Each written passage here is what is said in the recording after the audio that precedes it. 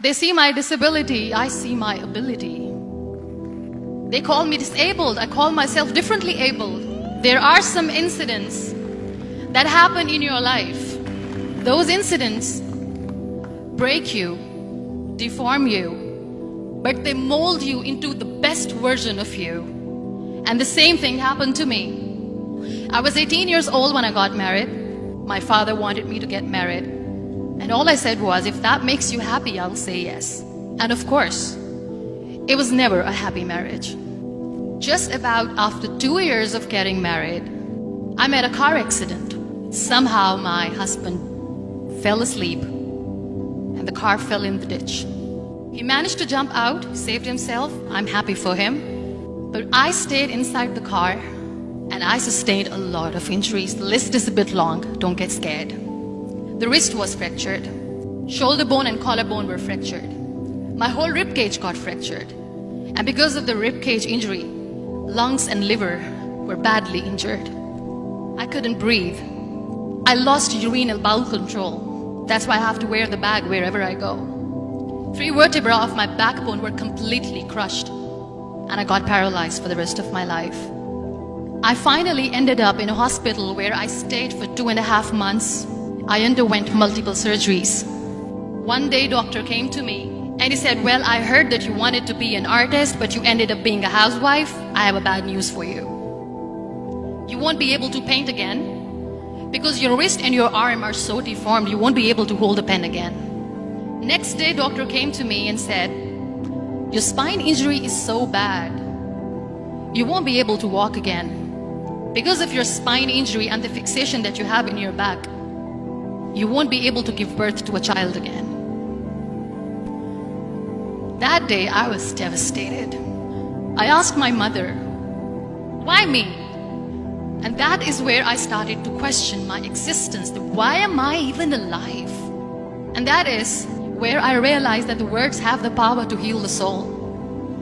My mother said to me, this too shall pass. God has a greater plan for you. I don't know what it is, but He surely has. And in all that distress and grief, somehow or the other, those words were so magical that they kept me going. One day I asked my brothers, I know I have a deformed hand, but I'm tired of looking at these white walls in the hospital and wearing these white scrubs. I'm getting tired of this. I want to add more colors to my life. I want to do something. Bring me some colors. Bring me some small canvas. I want to paint. So the very first painting I made was on my deathbed, where I painted for the very first time. It was not just an art piece or just my passion. It was my therapy. And then I was discharged and I went back home. And I went back home and I realized that I have developed a lot of pressure ulcers on my back and on my hip bone. I was unable to sit. There were a lot of infections in my body, a lot of allergies. So doctors wanted me to lie down on the bed straight for not 6 months, for not 1 year, for 2 years.